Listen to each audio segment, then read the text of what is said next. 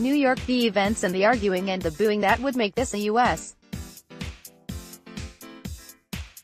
Open final unlike any other began when Serena Williams' coach made what she insisted was an innocent thumbs up, but the chair umpire interpreted as a helpful signal. It was the second game of the second set Saturday, in a packed Arthur Ashe Stadium, and Williams' bid for a record-tying 24th Grand Slam title already was in real trouble because she was being outplayed by first-time major finalist Naomi Osaka. Chair umpire Carlos Ramos warned Williams for getting coaching during a match, which isn't allowed. She briefly disputed that ruling, saying cheating is the one thing I've never done, ever. A few games later, Williams received another warning, this time for smashing her racket, and that second violation cost her a point, leading to more arguing. Eventually, Williams called Ramos a thief, drawing a third violation, and costing her a game. I have never cheated in my life, Williams told Ramos. You owe me an apology, soon. Osaka was finishing off a 6-2, 6-4 victory that made her the first player from Japan to win a Grand Slam singles title. That is not, however, what will be remembered about this chaotic evening.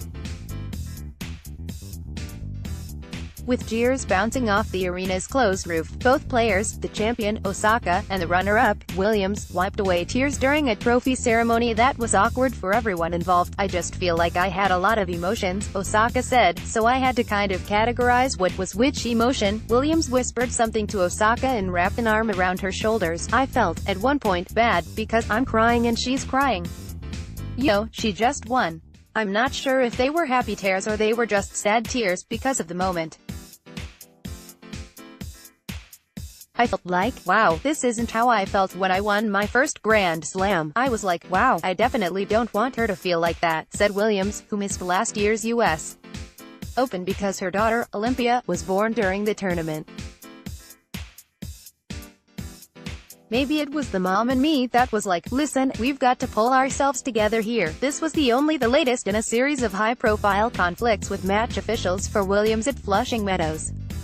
It all dates back to 2004, when an incorrect call during a quarterfinal loss to Jennifer Capriati was cited as the main reason for the introduction of replay technology in tennis.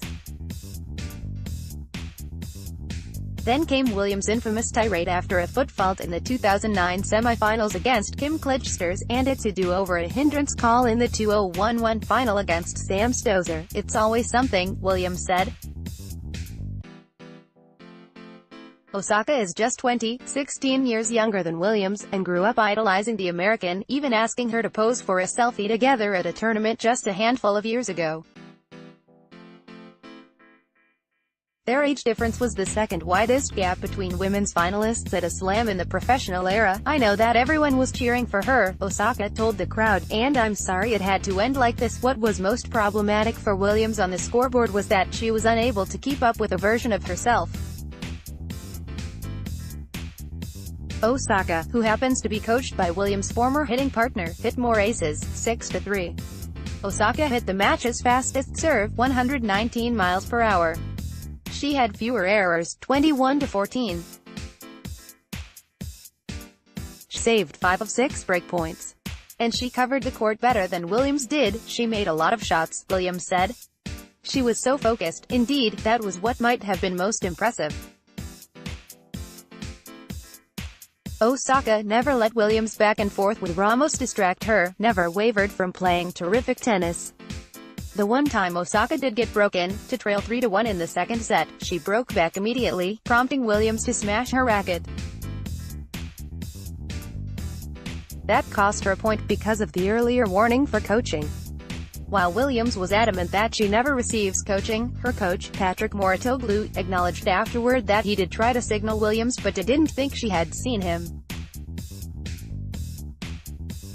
It's true that it is something of an open secret in professional tennis that plenty of coaches do get away with offering help without any sort of sanction. I never had any warning in my career for coaching.